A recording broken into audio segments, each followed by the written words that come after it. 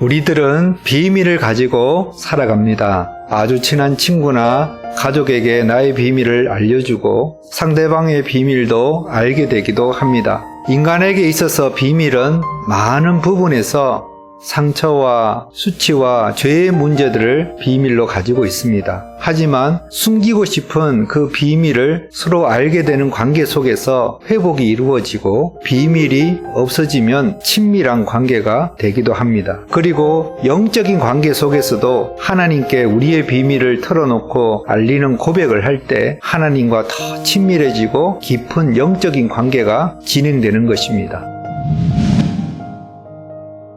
하나님께서는 범죄하고 타락한 인간들과 이 세상에 대해서 비밀을 가지고 있습니다. 그것은 이 타락한 죄인들과 이 세상을 회복시키시고 구원할 계획에 대한 비밀이었습니다. 하나님께서는 하나님의 비밀을 알려주고 싶지만 인간이 타락하고 죄인이기 때문에 그 비밀을 들어도 깨닫지 못하고 믿지 않으려고 하였습니다. 예수님께서 이 땅에 오셔서 유대인들에게 하나님의 말씀과 하나님의 나라에 대한 복음을 전하였지만 많은 사람들이 예수님의 말씀을 깨닫지 못하고 받아들이지 못하고 하나님의 비밀을 하나님께서 드러내 보여주시는 것이 바로 계시입니다. 인간이 스스로 그 하나님의 비밀을 드러내 보여주시는 계시를 스스로 알 수 있는 것은 아닙니다. 하나님께서 알려주시고 영적으로 깨닫게 해주셔야지만 알 수 있고 우리가 그것을 알고 믿게 되는 것입니다. 사도 바울이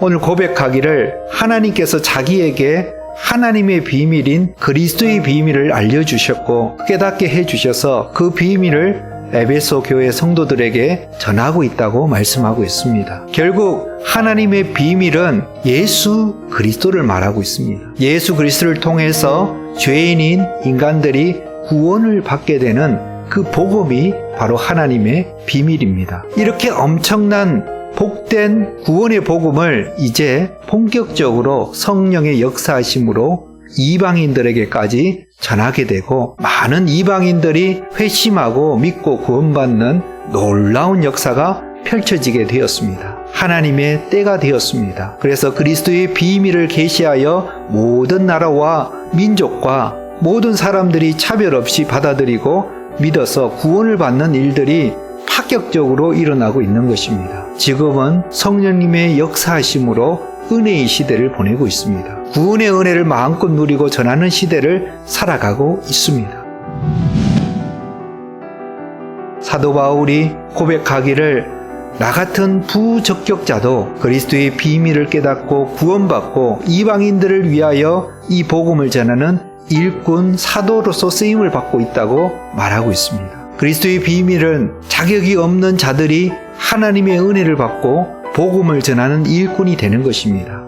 그리스도의 비밀은 예수 그리스도 안에서 구원받을 수 없는 자격이 전혀 없는 자들인 그 이방인들이 구원의 은혜를 받고 새로운 사람이 되는 것입니다.